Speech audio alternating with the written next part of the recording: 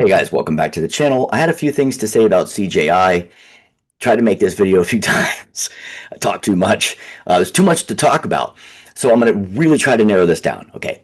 Here's what I'm seeing online, right? A lot of complaining, not surprising. Jiu-jitsu community online are the biggest loudmouths in the world. Okay. That's just a fact. You guys know it, I know it. Other than MMA.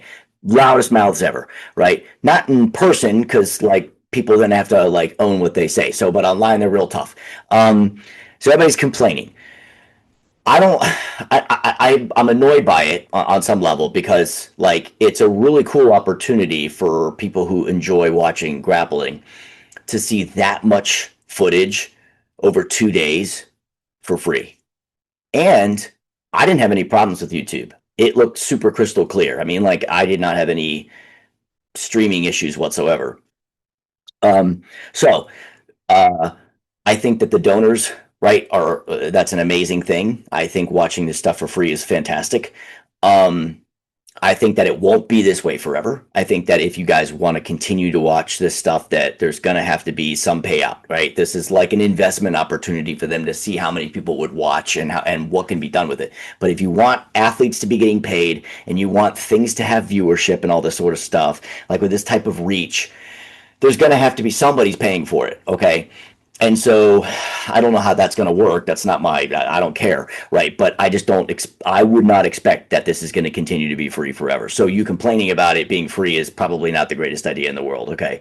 Um, People complain about the format, even though, and decisions that were made, but that's also kind of like a slippery slope that you don't ever want to go into because it's like, I mean, it's like it is what it is, right? When a ref makes a call, a ref makes a call, and that's all. You just have to live with it, right? And when you know formats are for what they are, just pointless. Okay, and then there's the boring factor that people had, right? They said it was super boring. So those other ones are out of the way. Let's talk about the boring factor.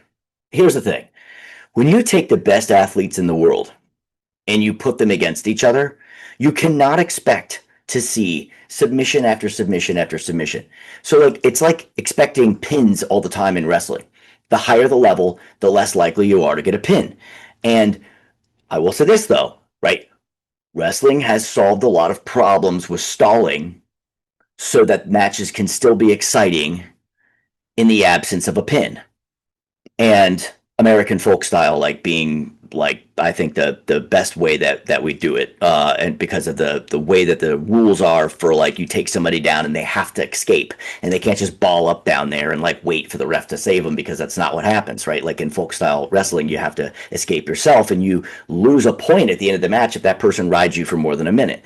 So um, there are ways to fix these problems, I think, okay? But you have to understand that, like, it's not surprising to me that not everybody gets submitted. I mean, like, you know how freaking hard it is to submit, like, Luke Griffith, like, Nicky Rod was trying to submit him. But when you get slippery, right? Like in no gi, the slip factor becomes a serious problem. It's harder to get a heel hook. It's harder to armbar somebody, right? Like you're not going to get mounted arm bars easy. I mean, these people are going to pin their arms to their chest. It's hard to get their elbows up because like it slips. Okay, so and because they understand the defenses so well, it's really hard to make stuff work, right? So um, I'm not surprised. Okay, now just like you won't see pins all the time in wrestling. So there's some ways to fix this, I believe. Okay. And it's not just because I'm a wrestler. Okay. Because of what I'm going to say.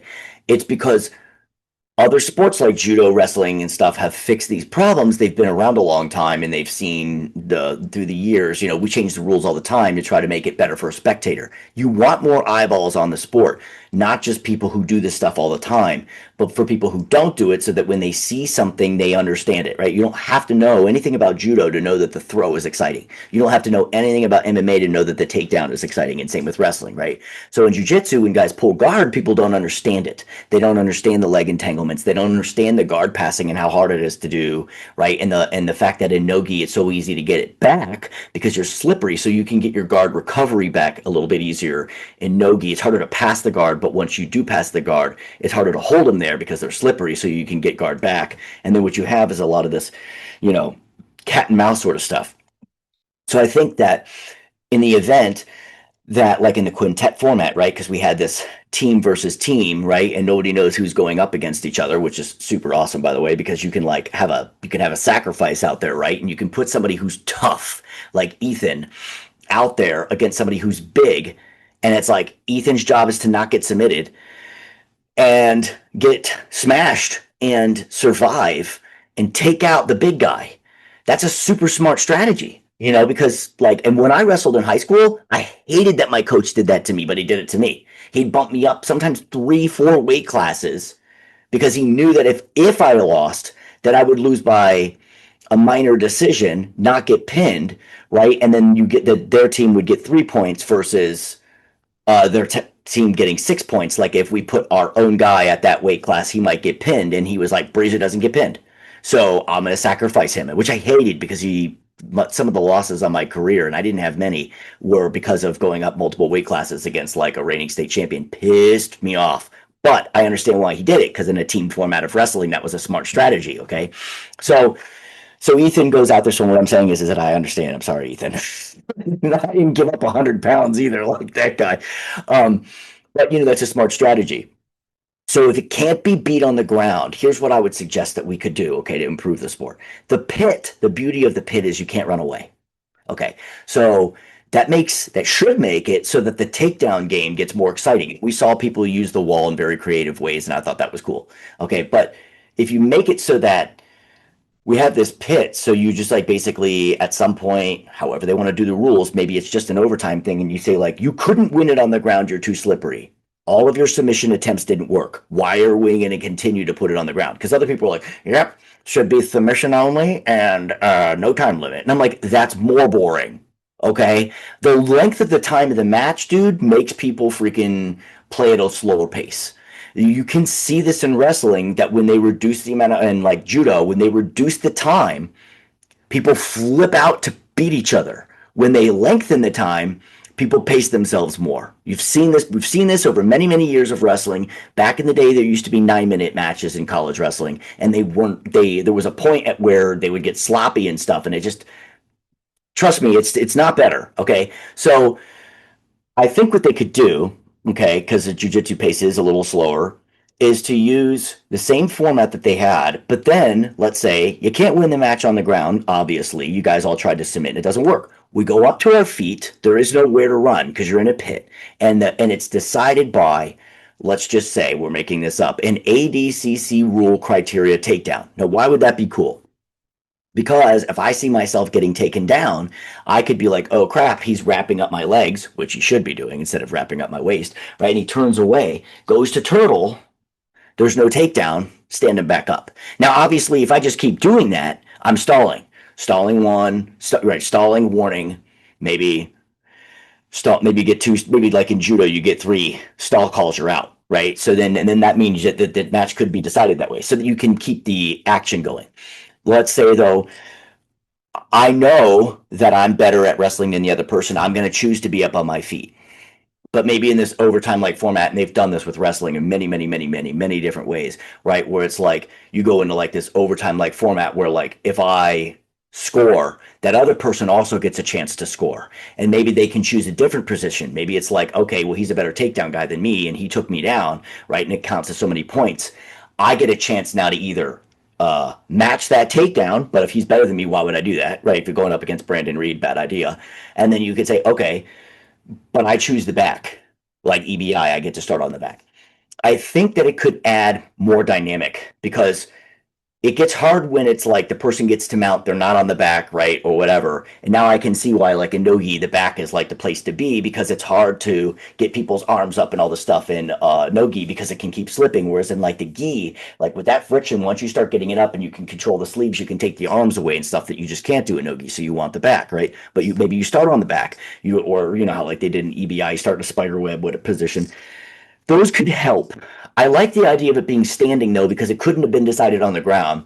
Maybe he goes to take me down and I can choke him on the way down because he's opening up, right? There's so many more options when you make it like that as opposed to just like leave it in the ref's hands. Now it's a 10-9 decision or it's a 10-8 decision and everybody's crying about that. Like people were whining about how, you know, why is it that if the Griffith versus Rod match was 10-8, then why wasn't Dorian versus Ethan 10-8? And it's like, well, because there were legitimate submission threats that Rod had, and there was not really submission threats with Dorian, as badass as that little dude is. I mean, that guy is a monster, but mufflering somebody from a top position is just roughing them up. It's not going to submit them. Okay. And in fact, if anything, Ethan had the closest to a submission attempt, but he got his ass kicked the whole time. So that it was 10-9. Okay. So I think that that's where that comes from. And then, and I'm not going to, I mean, the rest of the controversial stuff, I mean, like, I'm just going to go with what the ref's decisions were. Okay. Like, there's no reason to continue to complain about it. Okay. And it's not rigged and all that bullshit. I don't believe that. But one thing that I did see, and I think everybody should come home with this, is this: the idea that the Danaher's people are so dominant that they're going to just beat everybody all the time is not the greatest argument anymore. Jiu-jitsu has evolved so much and it's spread so much. And I know that he's had a lot of influence on a lot of things. I'm not saying that he didn't, because I know that, B team guys are, originally Danaher people or whatever. But New Wave was not all Danaher. I mean, half their lineup were already like people who were highly trained before they even came there, and they don't train there at all anymore. I mean, like, Mika is not a Danaher guy, and neither is Dorian, really. I mean, let's be honest. Like, Dorian was like a badass wrestler who was like all around the place, including B-Team, before he went to Danaher. And he's really not running Danaher's system, if you want to be honest about it. He's still just kicking everybody's asses with wrestling. And then, like, Wagner, never been training with Danaher. The other three people are, right? And so it's like, I don't see it the way that a lot of other people see it. And I will see that the only person that I really saw running like Danaher-esque stuff was Bodoni. And he was always good, but he got really good working with Danaher. And that mounted armbar finish was freaking, the entry and the finish was like beautiful. I mean, that was literally how we're taught exactly how to do it in judo, because in judo people bail the turtle, right? And then you can come across the back and hook that arm, right? And then grab the leg and roll him through. I mean, it's like he literally was doing it like it's a clinic. It was wonderful. And I saw some other fantastic submissions. The leg break was a little hard to watch because I saw it happening, and then what ended up happening the day before was nobody was tapping, so then they just decided to break it. And by the way, that happens at high levels in judo. People at the highest level, I don't have to worry about that, right? With the level I can be in judo, but at high levels, like, people are like, they're going to tap and then they're going to say that they didn't tap, so they're going to break it, or they're going to wait on the ref to stop it long after the submission has already happened. And that's an unfortunate circumstance to be in. And I watched all of those replays with the taps and stuff, and I can see it in both ways. I'm usually a really open-minded person, believe it or not. Like, I mean, I'm a professor. I like to see things in all directions before I make my final decision on everything. And I saw different angles. I could see why people called it, and I could also see why they kind of jumped the gun on calling it. So, and I know how people's feelings are about it and whatever, but, anyway. So I don't think we should be complaining about this event. I think this event was awesome. I think the fact that it was free was awesome. And I think that the fact that those athletes did get paid is also awesome. But I think the sitting around and complaining about, like, as if like you're better than them, or like Gordon sitting around and just shitting on it. It's like you don't even compete anymore. So like the shit talking is usually because you compete and you're trying to sell a fight. Like, you're not trying to sell a fight anymore. So why are you shit talking? And it's like, it's just, there's just no point about it. Plus, the other team is your brother.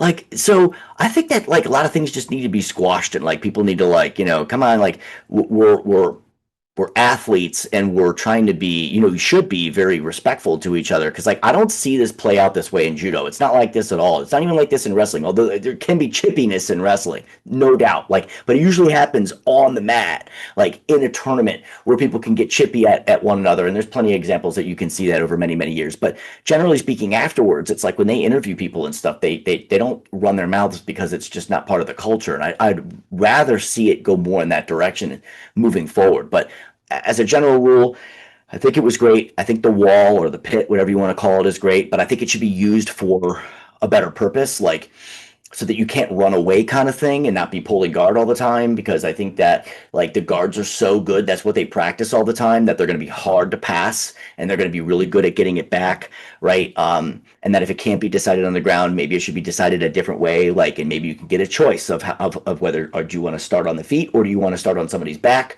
right? And then the amount of time that it takes to do that, right? Like maybe I can take you down faster than you can submit me from the back, right? And then kind of have a hybrid like EBI thing. That could really, really, really help. And I want to see the sport continue to evolve, because all grappling styles do this all the time. We change the rules all the time. If I went through the number of rule changes I've seen in freestyle wrestling and folk style wrestling over the years, man, mostly like freestyle, it's like unbelievable how many changes I've seen in my lifetime. And it's usually to try to make it better. Okay, so with that, I'm going to leave this here. I said it wasn't going to be long. I tried to do this multiple times. It never works because I'm so excited about this stuff. I like talking about it, but maybe I can do more. If you have anything to say, like and subscribe. Leave comments if you want to talk about this stuff. And thanks again for watching, and I'll see you next time.